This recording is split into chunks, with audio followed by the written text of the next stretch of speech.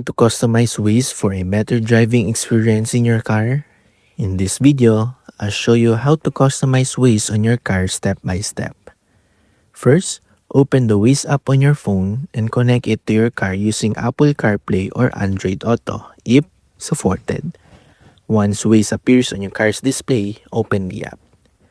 To customize your Waze experience, start by opening Waze on your phone and tapping the menu icon. Then, select Settings. Here, you can adjust options such as map display, navigation preferences, voice guidance, alerts, and route settings. You can also customize your Waze icon. Choose different voices, change the vehicle type when available, and adjust which alerts appear while driving.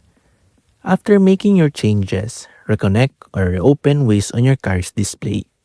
Your selected settings should now be applied while you navigate. And that's how to customize Waze for your car.